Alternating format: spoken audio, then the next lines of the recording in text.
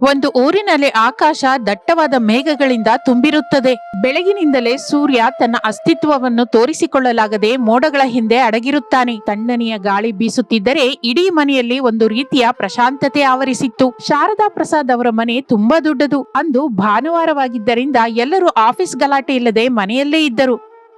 ಹೊರಗೆ ಮಳೆ ಶುರುವಾಗುವ ಮುನ್ಸೂಚನೆಗಳು ಕಾಣಿಸುತ್ತಿವೆ.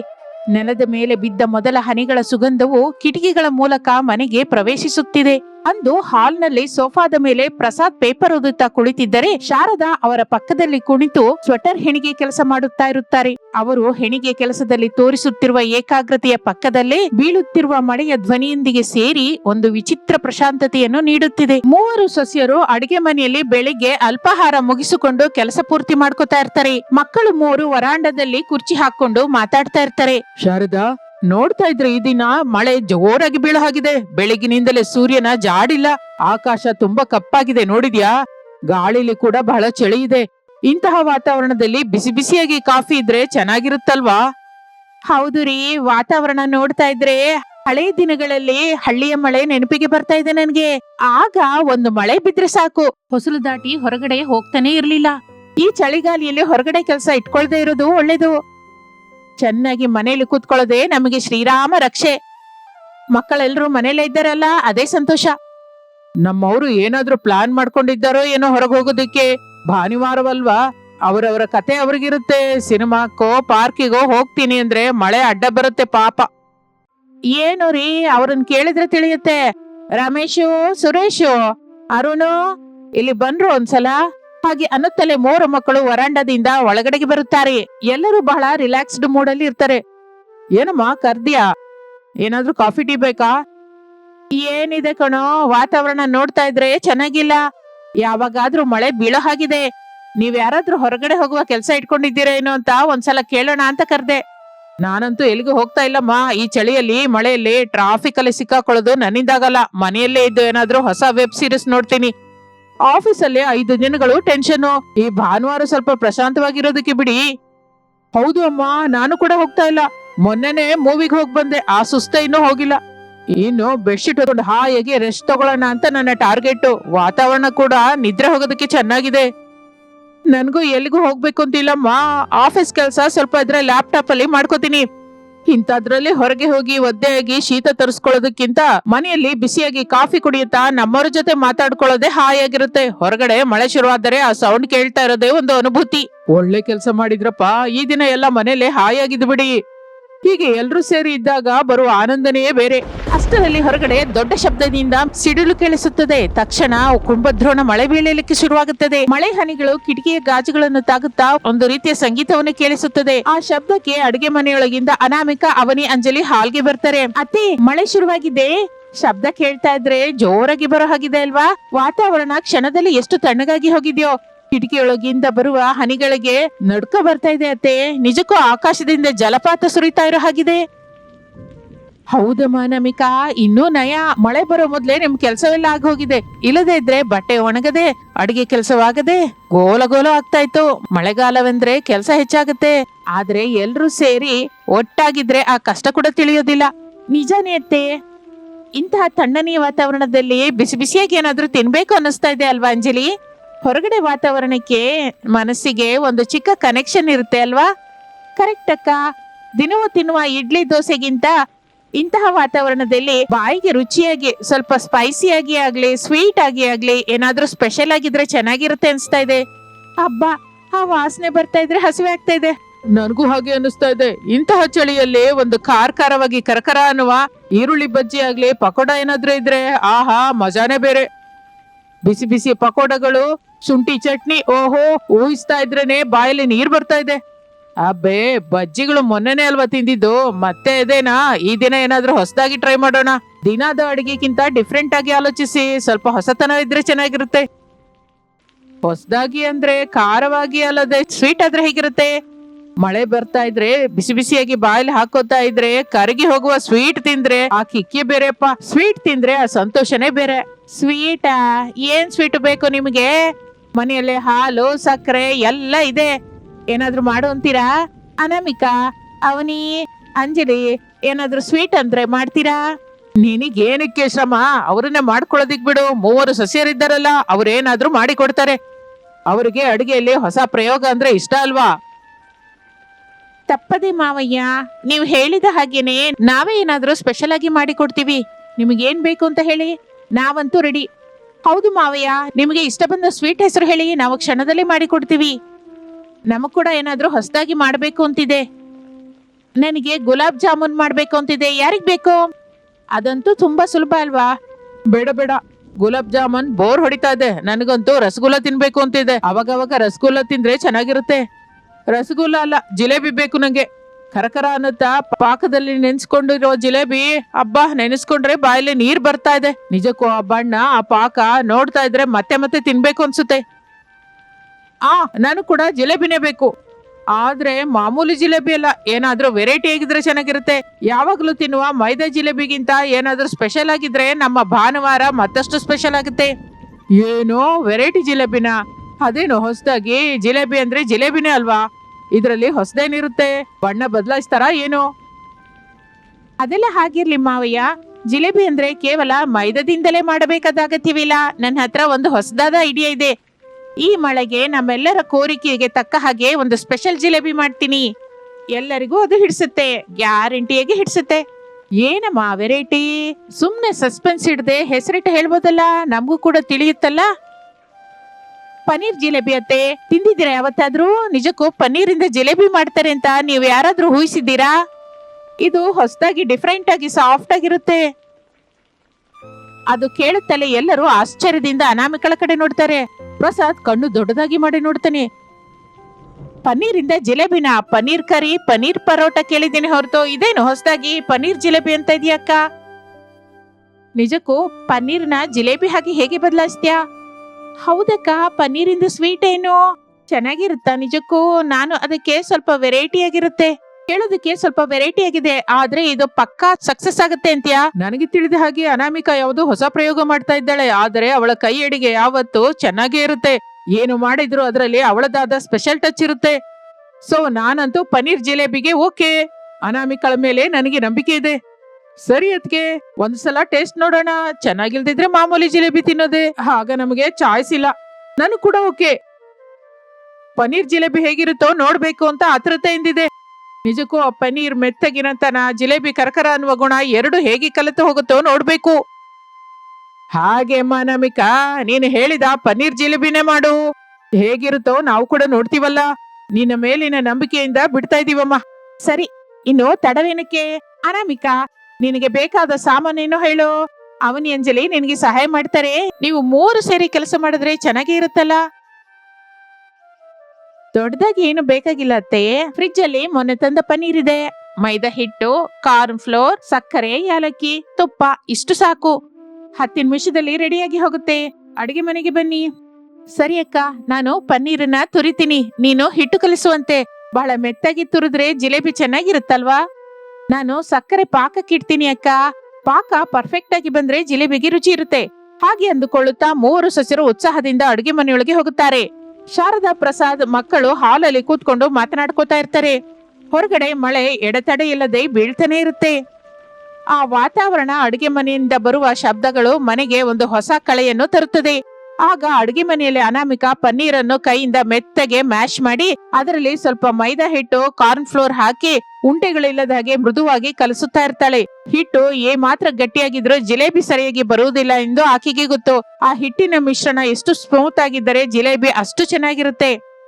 ಅಕ್ಕ, ನಿಜಕ್ಕೂ ಈ ಪನ್ನೀರ್ ಜಿಲೇಬಿ ಆಲೋಚನೆ ನಿನಗೆ ಹೇಗ್ ಬಂತು? ಬಹಳ ಇಂಟ್ರೆಸ್ಟಿಂಗ್ ಆಗಿದೆ. ಮೊನ್ನೆ ಒಂದ್ಸಲ ಯೂಟ್ಯೂಬ್ ಅಲ್ಲಿ ನೋಡ್ದೆ ಅವನಿ, ಬಹಳ ಈಸಿಯಾಗಿ ಟೇಸ್ಟಿಯಾಗಿ ಅನ್ನಿಸ್ತು. ಆಗ್ಲೇ ಅಂದ್ಕೊಂಡೆ ಒಂದು ಸಲ ಮನೇಲಿ ಟ್ರೈ ಮಾಡೋಣ ಅಂತ. ಈ ದಿನದ ವಾತಾವರಣ, ಎಲ್ಲರ ಮೂಡ್ ನೋಡಿ ಇದೇ ಕರೆಕ್ಟ್ ಟೈಮ್ ಅನ್ನಿಸ್ತು. ಕುಟುಂಬದ ಜೊತೆ ಇಂತಹ ಸಮಯ ಸಿಕ್ಕೋದು ಅದೃಷ್ಟ ಅಲ್ವಾ? ಹೌದು ಅಕ್ಕ, ಈ ಮಳೆಗೆ ಬಿಸಿ ಬಿಸಿಯಾಗಿ ಜಿಲೇಬಿ ತಿಂದ್ರೆ ಸಖತ್ತಾಗಿರುತ್ತೆ. ಪಾಕ ಸ್ವಲ್ಪ ದಪ್ಪಗೆ ಬರ್ಬೇಕಲ್ಲ. ಗುಲಾಬ್ ಜಾಮೂನ್ ಪಾಕದ ಹಾಗಿರದೆ ಸ್ವಲ್ಪ ದಪ್ಪದ ಪಾಕವಿಟ್ರೆ ಜಿಲೇಬಿ ಹೀರ್ಕೊಳ್ಳೋದಕ್ಕೆ ಚೆನ್ನಾಗಿರುತ್ತಲ್ವಾ? ದಪ್ಪದ ಪಾಕ ಬಂದ್ರೆ ಆ ಜಿಲೇಬಿ ರುಚಿ ಹೀರ್ಕೊಂಡು ಅದ್ಭುತವಾಗಿ ಬರುತ್ತೆ. ಹೌದು ಅಂಜಲಿ, ಜಿಲೇಬಿ ಪಾಕಕ್ಕಿಂತ ಸ್ವಲ್ಪ ಕಡಿಮೆ ಆಗಿದ್ರೆ ಸಾಕು. ಅದರಲ್ಲಿ ಸ್ವಲ್ಪ ಯಾಲಕ್ಕಿ, ಫುಡ್ ಕಲರ್ ಹಾಕು, ನೋಡೋದಕ್ಕೆ ಚೆನ್ನಾಗಿರುತ್ತೆ, ಸುವಾಸನೆ ಕೂಡ ಬರುತ್ತೆ. ಆ ಪಾಕದ ಬಣ್ಣ ನೋಡ್ತಾ ಇದ್ರೇನೆ ಮತ್ತೆ ಮತ್ತೆ ಮಾಡ್ಬೇಕು ಅನ್ಸುತ್ತೆ. ಹಾಗೆ ಅಂದುಕೊಳ್ಳುತ್ತಾ ಇರುವಾಗ ಸ್ವಲ್ಪ ಹೊತ್ತಿಗೆ ಹಿಟ್ಟು ರೆಡಿಯಾಗಿ ಹೋಗುತ್ತದೆ. ಅನಾಮಿಕಾ ಒಂದು ಕವರ್ ಅಲ್ಲಿ ಹಿಟ್ಟನ್ನು ಹಾಕಿ ಒಂದು ಮೂಲೆಯಲ್ಲಿ ಚಿಕ್ಕ ತೂತ ಮಾಡುತ್ತಾಳೆ. ಸ್ಟವ್ ಮೇಲೆ ಬಾಣಲಿ ಇಟ್ಟು ತುಪ್ಪ ಬಿಸಿ ಮಾಡುತ್ತಾಳೆ. ಆ ತುಪ್ಪ ಬಿಸಿ ಮಾಡುತ್ತಾ ಇರುವಾಗ ಬರುವ ವಾಸನೆ ಆಹಾ ಎಷ್ಟು ಚೆನ್ನಾಗಿದೆಯೋ. ಅಕ್ಕ, ಜಿಲೇಬಿ ಮಾಡೋದು ನಂಗ್ ಬರಲ್ಲ. ವಕ್ರವಾಗಿ ಬರುತ್ತೆ, ನೀನೇ ಹಾಕ್ಬಿಡು, ನಾನ್ ತೆಗೆದು ಪಾಕದಲ್ಲಿ ಹಾಕ್ತೀನಿ. ನೀನು ಮಾಡುವ ಜಿಲೇಬಿಗಳು ಒಂದು ಪದ್ಧತಿಯಲ್ಲಿ ನೋಡುತ್ತಲೇ ಆಕರ್ಷಿಸುವ ಹಾಗಿರುತ್ತದೆ. ಸರಿ ಅವನಿ. ತುಪ್ಪ ಬಿಸಿಯಾಗುತ್ತಲೇ ಅನಾಮಿಕಾ ಕವರನ್ನು ಒತ್ತುತ್ತಾ ವೃತ್ತಾಕಾರದಲ್ಲಿ ತಿರುಗುತ್ತಾ ಗುಂಡೆಗೆ ಜಿಲೇಬಿ ಮಾಡಲಿಕ್ಕೆ ಶುರು ಮಾಡುತ್ತಾಳೆ. ಬಿಸಿ ತುಪ್ಪದಲ್ಲಿ ಜಿಲೇಬಿ ಬೀಳುತ್ತಲೇ ಸುಂಯನ್ನು ಶಬ್ದ ಬರುತ್ತಾ ಸುಡ್ತಾ ಇದ್ರೆ ಆ ಗಮ್ಮನಿಯ ತುಪ್ಪದ ವಾಸನೆ ಮನೆಯೆಲ್ಲ ಆವರಿಸುತ್ತದೆ. ಆ ವಾಸನೆ ಹೊರಗಡೆ ಹಾಲ್ನಲ್ಲಿರುವ ಎಲ್ಲರಿಗೂ ಸೇರುತ್ತದೆ. ಹಬ್ಬಾ, ವಾಸನೆ ಸಖತ್ತಾಗಿದೆ. ಅದಕ್ಕೆ ಮನೆಯಲ್ಲಿದ್ದು ಈ ತುಪ್ಪದ ವಾಸನೆ ಸಹಿಸುದು ಕಷ್ಟ ಅನ್ಸುತ್ತೆ. ಇನ್ನು ಎಷ್ಟೊತ್ತು ನನ್ನ ಹೊಟ್ಟೆಯಲ್ಲಿ ಇಲಿ ಓಡ್ತಾ ಇದೆ. ಅಡುಗೆ ಮನೆಯಿಂದ ಬರುವ ವಾಸನೆಗೆ ನನಗೆ ಹಸಿವೆ ಆಗ್ತಾ ಇದೆ. ಹೌದು ಅದ್ಕೆ, ಬೇಗ ತಗೊಂಬನ್ನಿ, ನನ್ನಿಂದ ಕೂಡ ಆಗ್ತಾ ಇಲ್ಲ. ಪನ್ನೀರ್ ಜಿಲೇಬಿ ಹೇಗಿರುತ್ತೋ ನೋಡ್ಬೇಕು ಅಂತ ಆಸೆ ಆಗ್ತಾ ಇದೆ. ಬೇಗ ತಗೊಂಬನ್ನಿ. ನೋಡಿದ್ರ, ಅನಾಮಿಕಳ ಅಡಿಗೆಗೆ ವಾಸನೆ ಮೊದಲ ಸಾಕ್ಷಿ. ಇನ್ನು ರುಚಿ ಅಮೋಘವಾಗಿರುತ್ತೆ ಅಂತ ನನ್ನ ನಂಬಿಕೆ. ಅನಾಮಿಕಾ ಅಡಿಗೆಯಲ್ಲಿ ಮ್ಯಾಜಿಕ್ ಇರುತ್ತೆ. ನಿಜ ಕಣೋ ರಮೇಶು, ತುಪ್ಪದ ವಾಸನೆ ಅಂತೂ ಘಮಘಮ ಅಂತ ಇದೆ. ಸಾಕು, ನೋಡ್ತಾ ಇದ್ರೆ ಅನಾಮಿಕಾ ಈ ದಿನ ನಮ್ಮನ್ನ ಒಪ್ಪಿಸೋ ಹಾಗೆ ಇದ್ದಾಳೆ. ಅನಾಮಿಕಾ, ಈ ದಿನ ನಿನ್ನ ಕಷ್ಟಕ್ಕೆ ತಕ್ಕ ಪ್ರತಿಫಲ ಸಿಕ್ಕುತ್ತಮ್ಮ. ನಮ್ಮ ದೊಡ್ಡ ಸೊಸೆಯ ಅಡಿಗೆ ಬಗ್ಗೆ ನಮಗೆ ತಿಳಿದಿಲ್ವಾ ಏನೋ? ಅವಳು ಏನ್ ಮಾಡಿದ್ರು ಪರ್ಫೆಕ್ಟ್ ಆಗಿ ಮಾಡ್ತಾಳೆ. ಆ ಆನಂದವೇ ನಮಗೆ ಸಾಕು.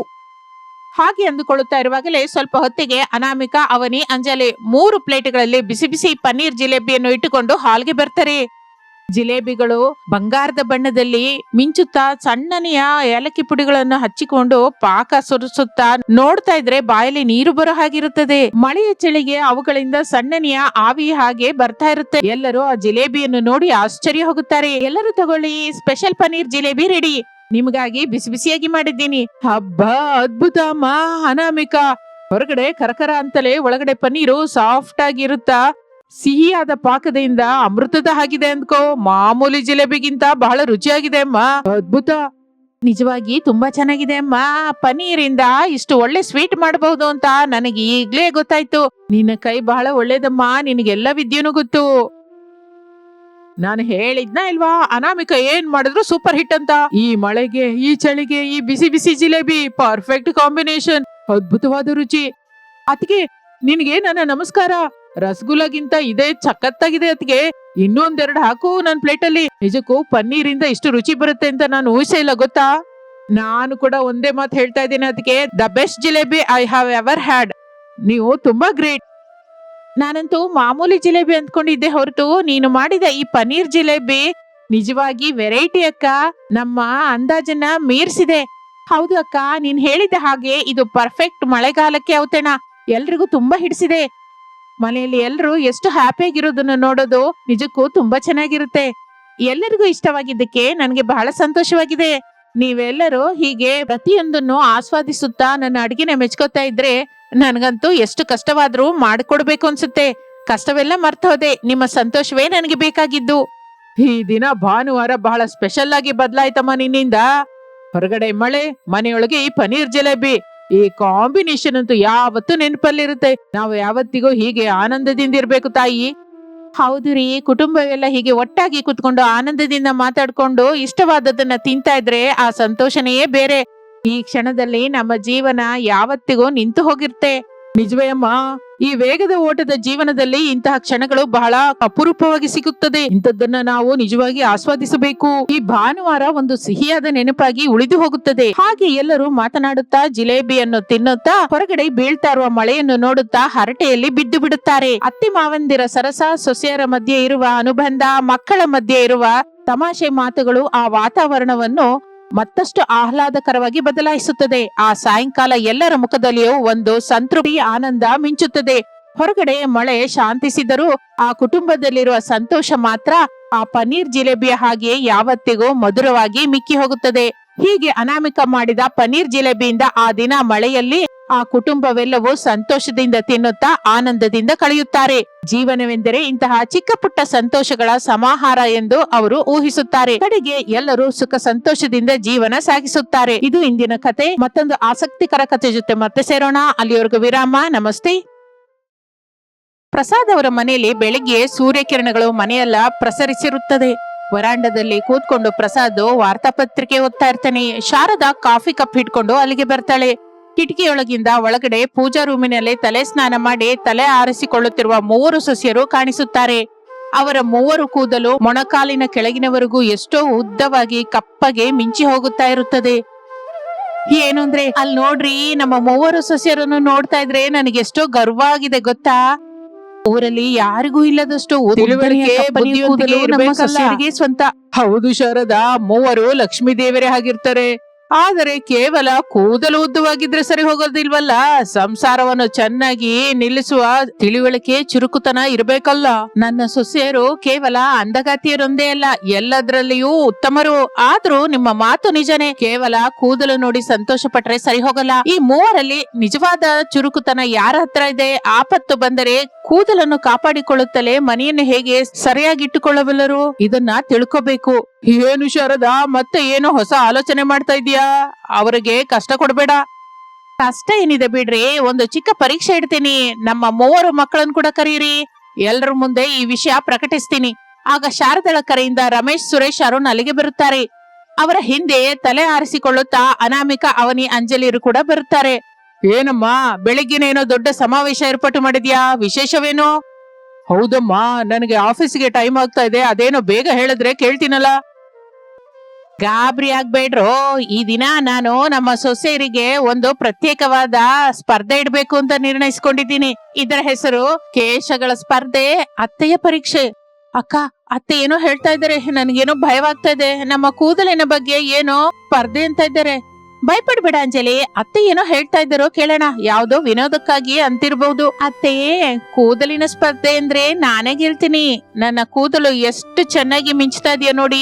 ದಿನವೂ 2 ಗಂಟೆ ಇದಕ್ಕಾಗಿ ಇಡ್ತಾ ಇದ್ದೀನಿ. ನೋಡ್ತಾ ಇದ್ದೀನಿ ಅವನಿ, ಈ ಸ್ಪರ್ಧೆ ಕೇವಲ ಕೂದಲಿನ ಅಂದಕ್ಕಾಗಿ ಅಲ್ಲ. ನಿಮ್ಮ ಉದ್ದವಾದ ಕೂದಲನ್ನು ನಿಜಕ್ಕೂ ಜಡೆ ಹಾಕದೆ ಕೆಳಗೆ ಬಿಟ್ಟಿರ್ಬೇಕು. ಆ ಕೂದಲಿಗೆ ಎಂತಹ ಗಲೀಜು ತಾಗದ ಹಾಗೆ, ಎಲ್ಲಿಯೂ ಸಿಕ್ಕಿ ಹಾಕಿಕೊಳ್ಳದ ಹಾಗೆ, ಎಲ್ಲಿಯೂ ಬೀಳಿಸದ ಹಾಗೆ, ಅದಕ್ಕೆ ಎಂತಹ ಹಾನಿಯೂ ಆಗದ ಹಾಗೆ ನಾನು ಹೇಳುವ 3 ಕೆಲಸಗಳನ್ನು ಯಾರು ಅತ್ಯಂತ ವೇಗವಾಗಿ ಬುದ್ಧಿವಂತಿಕೆಯಿಂದ ಪೂರ್ತಿ ಮಾಡ್ತಾರೋ ಅವರೇ ವಿಜಯಿ. ಇದೆಂತ ಪರೀಕ್ಷೆ ಅಮ್ಮ? ಅಷ್ಟು ದೊಡ್ಡ ಕೂದಲನ್ನ ಹರಡಿಸ್ಕೊಂಡು ಕೆಲಸ ಮಾಡೋದು ಕಷ್ಟವಲ್ಲ. ನೋಡಿದ್ಯಾ ಶಾರದಾ, ನಿನ್ನ ಮಕ್ಕಳೇ ಹೇಳ್ತಾ ಇದ್ದಾರೆ, ಕೂದ್ಲು ಬಿಟ್ಕೊಂಡು ಅಡಿಗೆ ಮನೆ ಕೆಲಸ ಮಾಡೋದು ಪ್ರಮಾದ ಕೂಡ ಆಗ್ಬಹುದು. ಮಾವಯ್ಯ, ಪರವಾಗಿಲ್ಲ ಬಿಡಿ. ಅತ್ತೆ ಕೋರಿಕೆನ ಬೇಡ ಅಂತ ಅನ್ನೋದ್ ಬೇಡ. ನಮ್ಮ ಬುದ್ಧಿವಂತಿಕೆಯನ್ನ, ಚುರುಕುತನವನ್ನ ನಿರೂಪಿಸಿಕೊಳ್ಳೋದಕ್ಕೆ ಇದೊಂದು ಒಳ್ಳೆಯ ಅವಕಾಶ. ಅತ್ತೆ, ನಾವು ಸಿದ್ಧ. ಅಲ್ಲಿ ನೋಡಿ, ಅನಾಮಿಕಾ ಹೇಳಿದ ಹಾಗೆ ಕೇಳಿ. ಈ ಸ್ಪರ್ಧೆಯಲ್ಲಿ ಗೆದ್ದವರಿಗೆ ನನ್ನ ಹತ್ತಿರವಿರುವ ಪಚ್ಚೆ ಹಾರವನ್ನು ಬಹುಮಾನವಾಗಿ ಕೊಡ್ತೀನಿ. ಮೊದಲನೇ ಪರೀಕ್ಷೆ ಈ ದಿನವೇ ಪ್ರಾರಂಭ. ಹಾಗಿರುವಾಗ ಮಧ್ಯಾಹ್ನದ ಸಮಯದಲ್ಲಿ ಹಿತ್ತಲಿನಲ್ಲಿ ಹಳೆ ಅಡುಗೆ ಮನೆ ಇರುತ್ತದೆ. ಅಲ್ಲಿ ಕೆಂಡದ ಒಲೆ, ಸೌದೆಯ ಒಲೆ ಇರುತ್ತದೆ. ಆ ಅಡುಗೆ ಮನೆ ಎಲ್ಲ ಸ್ವಲ್ಪ ಕಪ್ಪನೆಯ ಬೂದಿಯಾಗಿ ಮಸಿಯಿಂದ ತುಂಬಿರುತ್ತದೆ. ಸೊಸೆಂದ್ರೆ, ಇಲ್ಲಿ ಬನ್ನಿ. ನಿಮ್ಮ ಮೊದಲ ಪರೀಕ್ಷೆ ಇಲ್ಲೇ. ಈ ಹಳೆ ಅಡುಗೆ ಮನೆಯಲ್ಲಿ ಸೌದೆ ಒಲೆ ಮೇಲೆ ನೀವು 3 ಸೇರಿ ಪಾಯಸ ಮಾಡ್ಬೇಕು. ಸೌದೆ ಊದ್ಬೇಕಾದ್ರೆ ಹೊಗೆ ಬರುತ್ತೆ, ಮಸಿ ಕೂಡ ಎಗರುತ್ತೆ. ನಿಮ್ಮ ಕೂದಲು ಹರಡಿಸ್ಕೊಂಡೇ ಇರ್ಬೇಕು. ನಿಮ್ಮ ತಲೆಯಲ್ಲಿ ಒಂದು ಮಸಿ ಕೂಡ ಬೀಳಬಾರದು. ಕೂದಲಿನಲ್ಲಿ ನಿಜಕ್ಕೂ ಹೊಗೆ ವಾಸನೆ ಬರಲೇಬಾರದು. ಪಾಯಸ ಕೂಡ ಅದ್ಭುತವಾಗಿರ್ಬೇಕು. ಅಮ್ಮೋ, ಸೌದೆ ಒಲೆದ ಹೊಗೆನಾ? ನನ್ನ ಕೂದಲು ಬಹಳ ಸೂಕ್ಷ್ಮವಾಗಿದ್ದು, ಆ ಹೊಗೆ ತಗಲಿದ್ರೆ ನನ್ನ ಕೂದಲು ಸುವಾಸನೆ ಹೋಗಿ ಹೊಗೆ ವಾಸನೆ ಬರುತ್ತೆ. ಹೌದು ಅಕ್ಕ, ಆ ಮಸಿ ಎಗರಿ ತಲೆನಲ್ಲಿ ಬಿದ್ರೆ ಮತ್ತೆ ಸ್ನಾನ ಮಾಡೋದು ಬಹಳ ಕಷ್ಟ. ಆಲೋಚಿಸಿ ಸಿಸ್ಟರ್ಸ್. ಅತ್ತೆ ಕೂದಲನ್ನು ಜಡೆ ಹಾಕೋಬಾರ್ದು ಅಂತಿದ್ದಾರೆ ಹೊರತು ಅದನ್ನ ಸುತ್ತಬಾರ್ದು ಅಂತ ಹೇಳಿಲ್ವಲ್ಲ. ಹಾಗೆ ನಾವು ಒಲೆಗೆ ಸ್ವಲ್ಪ ದೂರವಾಗಿದ್ದು ಕೆಲಸ ಮಾಡ್ಕೋಬಹುದು. ದೂರದಿಂದ ಅಡುಗೆ ಹೇಗೆ ಮಾಡ್ತೀವಿ ಅಕ್ಕ? ನಾನಂತೂ ನನ್ನ ಕೂದಲು ಹಾಳಾಗದ ಹಾಗೆ ನಿಧಾನವಾಗಿ ಅಡುಗೆ ಮಾಡ್ತೀನಿ. ಹಾಗೆ ಅಂದುಕೊಳ್ಳುತ್ತಾ 3 ಅಡುಗೆ ಮನೆಯೊಳಗೆ ಹೋಗುತ್ತಾರೆ. ಅವನಿ ಹೊಗೆ ತಗಲದ ಹಾಗೆ ಒಂದು ಕೈಯಿಂದ ಕೂದಲನ್ನು ಹಿಂದಕ್ಕೆ ಹಿಡಿದುಕೊಂಡು ಮತ್ತೊಂದು ಕೈಯಿಂದ ಸೌದೆಯನ್ನ ಜೋಡಿಸ್ತಾ ಇರ್ತಾಳೆ. ಆದರೆ ಆಕೆಗೆ ಹೊಗೆ ಕಣ್ಣಲ್ಲಿ ಬಿದ್ದು ಕೆಮ್ತಾ ಇರ್ತಾಳೆ. ಅಂಜಲಿ ಭಯಪಡುತ್ತಾ ದೂರದಲ್ಲಿ ನಿಂತ್ಕೊಂಡು ಹಾಲು ಸುರಿಯುತ್ತಾಳೆ. ಆದ್ರೆ ಪಾತ್ರೆ ಸೌದೆ ಒಲೆ ಮೇಲೆ ಸರಿಯಾಗಿ ಇಡಲಾರದೆ ಹಾಲು ಸ್ವಲ್ಪ ಉಕ್ಕಿ ಹೋಗುತ್ತದೆ. ಅವನಿ, ಅಂಜಲಿ ನಿಲ್ಲಿ, ಹಾಗೆ ಮಾಡಿದರೆ ಕೂದಲು ಹಾಳಾಗಿ ಹೋಗುತ್ತೆ, ಅಡುಗೆನೂ ಹಾಳಾಗುತ್ತೆ. ನನ್ನ ಹತ್ರ ಒಂದು ಉಪಾಯವಿದೆ.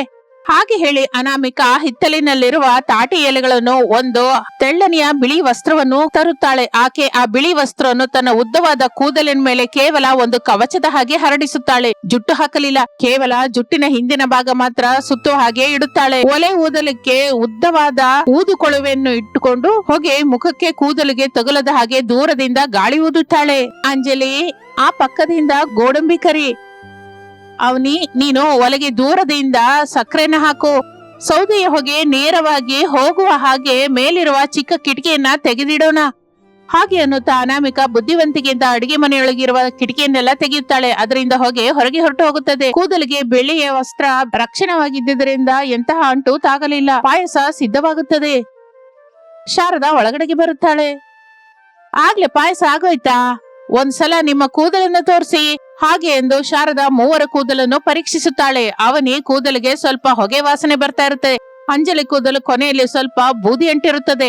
ಆದ್ರೆ ಅನಾಮಿಕಳ ಕೂದಲು ಮಾತ್ರ ಎಷ್ಟೋ ಶುಭ್ರವಾಗಿ ಮಲ್ಲಿಗೆ ಹೂವಿನ ವಾಸನೆಯಿಂದ ಮಿಂಚುತ್ತಾ ಇರುತ್ತದೆ. ಅನಾಮಿಕಾ, ತುಂಬಾ ಚೆನ್ನಾಗಿ ಮಾಡಿದ್ಯಮ್ಮ.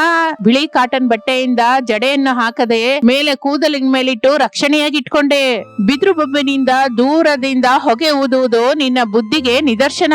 ಈ ಮೊದಲ ಪರೀಕ್ಷೆಯಲ್ಲಿ ಅನಾಮಿಕಂಗೆ ಪೂರ್ತಿಯಾಗಿ ಮಾರ್ಕ್ಗಳು ಬಿದ್ದಿದೆ. ಧನ್ಯವಾದಗಳತ್ತೆ. ಎಲ್ಲ ನಮ್ಮ ತಂಗಿಯರ ಸಹಕಾರದಿಂದಲೇ ಸಾಧ್ಯವಾಯಿತು.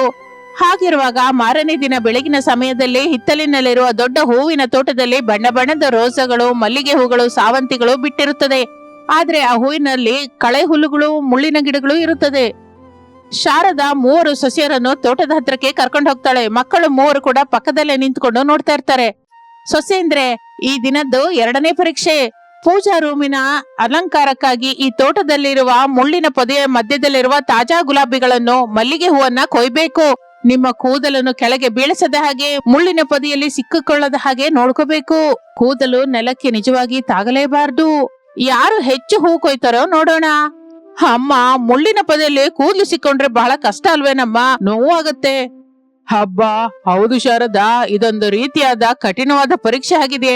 ನನ್ನ ಸೊಸೆಯರು ಬುದ್ಧಿವಂತರಾದ್ರೆ ಇದ ಕೂಡ ಮಾರ್ಗ ಹುಡುಕ್ತಾರೆ. ಹೌದಲ್ವಾ ಅನಾಮಿಕಾ? ತಪ್ಪದೆಯತೆ, ನಾವು ಪ್ರಯತ್ನಿಸ್ತೀವಿ.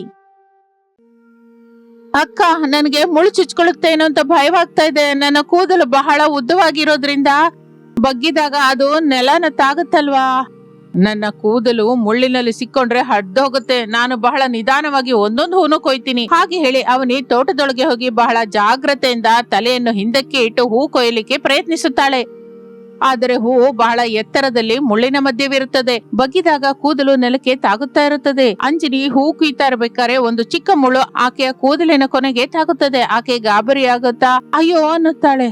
ಅಂಜಲಿ, ಜಾಗ್ರತೆ, ಕೂದಲು ಎಳ್ಕೋಬೇಡ, ಮುಳ್ಳು ನಿಧಾನವಾಗಿ ಬಿಡಿಸು. ಅಂಜಲಿ, ಗಾಬರಿಯಾಗ್ಬೇಡ, ನಾನ್ ಬರ್ತಾ ಇದ್ದೀನಿ. ಹಾಗೆ ಅನ್ನುತ್ತಾ ಅನಾಮಿಕಾ ತನ್ನ ಹಿಂದೆ ತಂದುಕೊಂಡ ಬಿದಿರು ಬುಟ್ಟಿಯನ್ನು ತಲೆ ಮೇಲೆ ಬೋರಲು ಹಾಕಿಕೊಳ್ಳುತ್ತಾಳೆ. ತನ್ನ ಉದ್ದವಾದ ಕೂದಲನ್ನು ಆ ಬುಟ್ಟಿಯ ಒಳಗೆ ಇಟ್ಟು ಸುತ್ತಲೂ ಒಂದು ತೆಳ್ಳನೆಯ ದಾರದಿಂದ ಕೂದಲು ಜಾರಿ ಹೋಗದ ಹಾಗೆ ತಲೆಯ ಹಿಂದಿನ ಭಾಗದಲ್ಲಿ ಚಿಕ್ಕದಾಗಿ ತಗಿಲಿಸುತ್ತಾಳೆ. ಇದರಿಂದ ಕೂದಲು ಕೆಳಗೆ ಬೀಳುವುದಿಲ್ಲ, ಮುಳ್ಳಿಗೂ ತಾಗುವುದಿಲ್ಲ. ಹಾಗೆ ಆಕೆ ಒಂದು ಉದ್ದವಾದ ಕೋಲು, ಕೊನೆಯಲ್ಲಿ ಚಿಕ್ಕ ಕತ್ತಿ ತಾಗಿಸಿದ ಸಾಧನವನ್ನು ತರುತ್ತಾಳೆ. ಅನಾಮಿಕಾ, ಆ ಕೋಲಿಂದ ಏನ್ ಮಾಡ್ತಾಯ? ರಮೇಶ್, ಹೂವನ್ನು ಕೈಯಿಂದ ಕೊಯ್ದ್ರೆ ಮುಳ್ಳು ತಗಲತ್ತೆ. ಈ ಚಿಕ್ಕ ಸಾಧನದಿಂದ ದೂರದಿಂದಲೇ ಹೂವನ್ನ ಸುಲಭವಾಗಿ ಕೊಯ್ದು ಬುಟ್ಟಿಯೊಳಗೆ ಹಾಕಬಹುದು. ಇದರಿಂದ ಬಗ್ಗಬೇಕಾದ ಅಗತ್ಯವಿಲ್ಲ, ಕೂದಲು ನೆಲಕ್ಕೆ ತಗಲುವ ಅವಕಾಶವೂ ಇಲ್ಲ. ಹಾಗೆಂದು ಅನಾಮಿಕಾ ಚಕಚಕ ಮುಳ್ಳಿನ ಪೊದೆಯಲ್ಲಿರುವ ಹೂಗಳನ್ನು ಆ ಸಾಧನದಿಂದ ಕೊಯ್ದು ಕೆಳಗೆ ಬೀಳದ ಹಾಗೆ ಇಟ್ಕೋತಾಳೆ. ಸ್ವಲ್ಪ ನಿಮಿಷದಲ್ಲೇ ಆಕೆಯ ಬುಟ್ಟಿನ ತುಂಬಾ ಬಣ್ಣ ಬಣ್ಣದ ಹೂಗಳು ಸೇರುತ್ತದೆ. ಅವನಿ ಅಂಜಲಿ ಆಶ್ಚರ್ಯದಿಂದ ನೋಡ್ತಾರೆ. ಅಕ್ಕ, ನಿನ್ನ ಆಲೋಚನೆ ನಿಜವಾಗಿ ಅದ್ಭುತ. ಕೂದಲನ್ನ ತಲೆಯ ಮೇಲೆ ಬುಟ್ಟಿಯೊಳಗೆ ಮುಚ್ಚಿಡೋದು, ಉದ್ದರವಾದ ಕೋಲಿನಿಂದ ಹೂ ಕೊಯ್ಯೋದು ಎಷ್ಟು ಸುಲಭವೋ ಅಲ್ವಾ?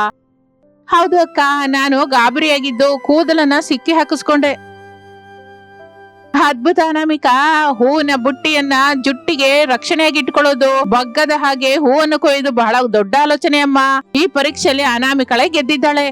ಅಂಜಲಿ, ನಿನ್ನ ಕೂದಲಿಗೆ ಚಿಕ್ಕ ಮುಳ್ಳು ತಗಲಿದ ಹೊರತು ಕೂದಲಿಗೆ ಏಟಾಗ್ಲಿಲ್ಲ, ಪರವಾಗಿಲ್ಲ. ಹೊರತು ಅವನಿ, ನಿನಗೇನೋ ಹೂವು ಕಡಿಮೆ ಬಂದಿದೆ. ಕೂದಲನ್ನು ಮಾತ್ರ ಬಹಳ ಜಾಗ್ರತೆಯಾಗಿ ನೋಡ್ಕೊಂಡಿದ್ಯಾ. ಹಾಗೆ ಅಂದುಕೊಳ್ಳುತ್ತಾ ಇರುವಾಗ ಮನೆಯ ಮಧ್ಯೆ ಹಾಲ್ನಲ್ಲಿ ದೊಡ್ಡ ಮೊಸರಿನ ಮಡಕೆ ಇಟ್ಟಿರುತ್ತಾರೆ. ಕಡಿಯೋದಿಕ್ಕೆ ಒಂದು ದೊಡ್ಡ ಕೋಲು ಸಿದ್ಧವಾಗಿರುತ್ತದೆ. ಶಾರದಾ ಪ್ರಸಾದ್ ಸೋಫಾದಲ್ಲಿ ಕೂತ್ಕೊಂಡಿರ್ತಾರೆ. ಮಕ್ಕಳು ಮೂವರು ಆಸಕ್ತಿಯಿಂದ ಎದುರು ನೋಡ್ತಾ ಇರ್ತಾರೆ. ಸೊಸೆಂದ್ರೆ, ಇದು ನಿಮ್ಮ ಕೊನೆಯ ಅಂತಿಮ ಪರೀಕ್ಷೆ. ಈ ದೊಡ್ಡ ಮೊಸರಿನ ಮಡಕೆಯಿಂದ ಬೆಣ್ಣೆ ತೆಗಿಬೇಕು. ಮೊಸರು ಕಡಿಯುವಾಗ ಮಜ್ಜಿಗೆ ಕೆಳಗೆ ಬೀಳಬಾರದು. ಮೊಸರು ಕಡಿಯುವಾಗ ಮಜ್ಜಿಗೆ ನೆಲಕ್ಕೆ ಹಾರುತ್ತದೆ. ನಿಮ್ಮ ಮೂವರ ಕೂದಲು ಕೆಳಗೆ ಬೀಳಬಾರದು. ಸೊಸೇಂದ್ರೆ, ಇದು ನಿಮ್ಮ ಕೊನೆಯ ಅಂತಿಮ ಪರೀಕ್ಷೆ. ಈ ದೊಡ್ಡ ಮೊಸರಿನ ಮಡಕೆಯಿಂದ ಬೆಣ್ಣೆ ತೆಗಿಬೇಕು. ಶಾರದಾ ಕೂದಲನ್ನು ಮುಂದಕ್ಕೆ ವಾಲಾಡಿಸಿ ಮೊಸರು ಕಡಿದ್ರೆ ಖಚಿತವಾಗಿ ಮಜ್ಜಿಗೆ ಹನಿಗಳು ಕೂದಲಿನ ಮೇಲೆ ಬೀಳುತ್ತಲ್ಲ, ಇದು ಅಸಾಧ್ಯವಾದ ಪರೀಕ್ಷೆ ಆಗಿದೆ. ಹೌದಮ್ಮ, ಕೂದಲು ಮುಂದಕ್ಕಿದ್ರೆ ಕಣ್ಣಿಗೆ ಸರಿಯಾಗಿ ಕಾಣಿಸಲ್ಲ ಕೂಡ. ಹೇಗೆ ಮಾಡ್ತಾರೆ ಅವರು? ಅದಕ್ಕೆ ಇದು ಬುದ್ಧಿವಂತಿಕೆ ಪರೀಕ್ಷೆ ಎಂದೆ. ನಿಜವಾಗಿ ಚುರುಕಾದ ಸೊಸೆ ಆದ್ರೆ ಇದಕ್ಕೊಂದು ಉಪಾಯ ಆಲೋಚಿಸ್ತಾರೆ. ಅತ್ತೆ, ಕೂದಲನ್ನು ಮುಂದಕ್ಕೆ ನಿಂತಾಟಿಸ್ಕೊಂಡ್ರೆ ನನ್ ಕಣ್ಣೇ ನನ್ಗೆ ಕಾಣಿಸೋದಿಲ್ಲ. ಇನ್ನು ಕಡಿಯೋದ್ ಹೇಗೆ? ನನ್ನಿಂದ ಆಗಲ್ವೇನೋ? ಹೌದು ಅಕ್ಕ, ಮಜ್ಜಿಗೆ ಹನಿಗಳು ಬಿದ್ರೆ ಕೂದಲು ಜಿಡ್ಡು ವಾಸನೆ ಬರುತ್ತೆ. ಭಯಪಡಬೇಡಿ, ಇದಕ್ಕೆ ಕೂಡ ಒಂದು ಚಂದದ ಪರಿಹಾರವಿದೆ. ಅತ್ತೆ, ಕೂದಲು ಮುಂದಕ್ಕೆ ನೇತಾಡುತ್ತೆ ಅಂದ್ರೆ ಹೊರತು ನಮ್ಮ ಮುಖವನ್ನ ಆವರಿಸಬಾರ್ದಲ್ಲ. ಹಾಗೆ ಮೊಸರು ಕಡಿಯಲಿಕ್ಕೆ ನಾವು ನೇರವಾಗಿ ಮಡಕೆ ಹತ್ರನೇ ನಿಂತಿರ್ಬೇಕು ಅಂತಿಲ್ವಲ್ಲ. ಮತ್ತೆ ದೂರದಿಂದ ಕಡ್ಗೋಲು ಹೇಗೆ ತಿರುಗಿಸ್ತೀಯ ಅದ್ಗೆ? ನೋಡು ಸುರೇಶ್, ಒಂದು ಚಿಕ್ಕ ಹಗ್ಗದ ಸಹಾಯದಿಂದ ಮೊಸರು ಕಡಿಯಬಹುದು ಎಂದು ಹೇಳಿ ಅನಾಮಿಕಾ ಒಳಗಡೆಗೆ ಹೋಗಿ 2 ಉದ್ದವಾದ ಕೋಲು ತರುತ್ತಾಳೆ. ಕಡಗೋಲಿಗೆ ಒಂದು ಹಗ್ಗವನ್ನು ಕಟ್ಟುತ್ತಾಳೆ. ಮಡಕೆಗೂ ಅವಳಿಗೂ ಮಧ್ಯದಲ್ಲಿ ಒಂದು ದೊಡ್ಡವಾದ ಪಾರದರ್ಶಕವಾದ ಪ್ಲಾಸ್ಟಿಕ್ ಶೀಟ್ ಅಡ್ಡವಾಗಿಡುತ್ತಾಳೆ. ಆಕೆ ಮಡಕೆಗೆ 3 ಅಡಿ ಮುಂದಕ್ಕೆ ಇರುತ್ತಾಳೆ. ತನ್ನ ಉದ್ದವಾದ ಕೂದಲನ್ನು ಮುಂದಕ್ಕೆ ಹಾಕಿಕೊಳ್ಳುತ್ತಾಳೆ. ಆದರೆ ಮುಖಕ್ಕೆ ಅಡ್ಡ ಬಾರದ ಹಾಗೆ ಜುಟ್ಟನ್ನು 2 ಪಕ್ಕದಲ್ಲೂ ಇಡುತ್ತಾಳೆ. ದೂರದಲ್ಲಿ ನಿಂತುಕೊಂಡು ಆ ಹಗ್ಗವನ್ನು ಕಡಿಯಲಿಕ್ಕೆ ಶುರು ಮಾಡುತ್ತಾಳೆ. ವಾವ್ ಅತ್ತಿಗೆ, ಎಷ್ಟು ಒಳ್ಳೆ ಉಪಾಯವಿದು. ದೂರದಿಂದ ನೀನು ಹಗ್ಗ ಎಳಿತಾ ಇದ್ರೆ ಕಡಗೋಲು ತಿರುಗ್ತಾ ಇದೆ. ಮಧ್ಯದಲ್ಲಿ ಅಡ್ಡವಾಗಿರುವ ಪ್ಲಾಸ್ಟಿಕ್ ನಿಂದ ಮಜ್ಜಿಗೆ ಒಂದು ಹನಿ ಕೂಡ ಅತ್ತಿಗೆ ಕಡೆ ಬರ್ತಾ ಇಲ್ಲ. ಹೌದು ಅರುಣ್, ಇದರಿಂದ ನಮ್ಮ ಕೂದಲಿಗೆ ಯಾವ ಪ್ರಮಾದವೂ ಇರೋದಿಲ್ಲ. ಅವನಿ, ಅಂಜಲಿ, ನೀವು ಕೂಡ ಇದೇ ಪದ್ಧತಿಯಲ್ಲಿ ಮಾಡಿ. ಆಗ ಅನಾಮಿಕಾ ಹೇಳಿದ ವಿಧಾನದಿಂದಲೇ ಅವನಿ, ಅಂಜಲಿ ಕೂಡ ಹಗ್ಗವನ್ನು ಹಿಡಿದುಕೊಂಡು ದೂರದಿಂದ ಸುಲಭವಾಗಿ ಮೊಸರು ಕಡಿಲಿಕ್ಕೆ ಶುರು ಮಾಡುತ್ತಾರೆ. 3 ಕೂದಲು ಮುಂದಕ್ಕೆ ನೇತಾಡುತ್ತಲೇ ಇರುತ್ತದೆ. ಆದ್ರೆ ಒಂದು ಮಜ್ಜಿಗೆ ಹನಿ ಕೂಡ ಅವರ ತಲೆ ಮೇಲೆ ಬೀಳಲಿಲ್ಲ. ಸ್ವಲ್ಪ ಹೊತ್ತಿಗೆ ಮಡಕೆಯಲ್ಲಿ ಬೆಣ್ಣೆ ತೇಲುತ್ತದೆ. ಅದ್ಭುತ ಅನಾಮಿಕಾ, ನೀನು ನಿನ್ನ ಬುದ್ಧಿವಂತಿಕೆಗೆ ಮುಗ್ಧನಾಗಿ ಹೋದೆ. ಬಹಳ ಸುಲಭವಾಗಿ ಶಾಸ್ತ್ರೀಯವಾಗಿ ಆಲೋಚಿಸಿದೆ. ಹೌದು, ನಾನು ಈ ಪರೀಕ್ಷೆಯನ್ನು ಇಟ್ಟಾಗ ಇಂಥ ಅದ್ಭುತವಾದ ಪರಿಹಾರ ಕೂಡ ಇರುತ್ತೆ ಅಂತ ಆಲೋಚಿಸಿರಲೇ ಇಲ್ಲ. ಅನಾಮಿಕಾ, ನೀನು ಕೇವಲ ಅಂದವಾದ ಉದ್ದನ ಕೂದಲಿರುವ ಸೊಸೆ ಮಾತ್ರವೇ ಅಲ್ಲ, ಈ ಮನೆಗೆ ಲಕ್ಷ್ಮೀದೇವಿ. ಅತ್ಯಂತ ಚುರುಕಾದವಳಮ್ಮ. ಹಾಗಿರುವಾಗ ಆ ದಿನ ಸಾಯಂಕಾಲದ ಸಮಯದಲ್ಲಿ ಮನೆಯೆಲ್ಲ ದೀಪಗಳಿಂದ ಅಲಂಕರಿಸಿರುತ್ತದೆ. ಕುಟುಂಬ ಸಭ್ಯರೆಲ್ಲ ಹಾಲ್ನಲ್ಲಿ ಕೂತಿರ್ತಾರೆ. ಶಾರದಾ ತನ್ನ ಕೈಯಲ್ಲಿರುವ ಬಂಗಾರದ ಪಚ್ಚೆ ಹಾರವನ್ನು ತೆಗೆಯುತ್ತಾಳೆ. ದೊಡ್ಡ ಸೊಸೆ ಅನಾಮಿಕಾ, ಇಲ್ಲಿ ಬಾಮ್ಮ. ನೀನು ನಾನು ಇಟ್ಟ ಪ್ರತಿ ಪರೀಕ್ಷೆಯಲ್ಲಿಯೂ ನಿನ್ನ ಚುರುಕುತನವನ್ನ, ಸಹನೆಯನ್ನ, ಬುದ್ಧಿವಂತಿಕೆಯನ್ನ ನಿರೂಪಿಸಿದ್ದೀಯಾ. ನಿನ್ನ ಜೊತೆ ನಿನ್ನ ವಾರಗಿತ್ಯರನ್ನು ಕೂಡ ರಕ್ಷಿಸಿದ್ದೀಯಾ. ಈ ಪಚ್ಚೆ ಹಾರ ನಿನಗೆ ಸ್ವಂತ. ಧನ್ಯವಾದಗಳು ಅತ್ತೆ. ಆದ್ರೆ ಈ ವಿಜಯ ಕೇವಲ ನನ್ನೊಬ್ಬಳದ್ದಲ್ಲ. ಅವನಿ, ಅಂಜಲಿ ಇಬ್ಬರು ನನಗೆ ಸಹಕರಿಸಿದ್ದಾರೆ. ಅವರ ಸಹಕಾರವಿಲ್ಲದೆ ಇದ್ದರೆ ನಾನು ಒಬ್ಬಳೇ ಯಾವ ಕೆಲಸವೂ ಮಾಡಲಾರದೆ ಹೋಗ್ತಾ ಇದ್ದೆ.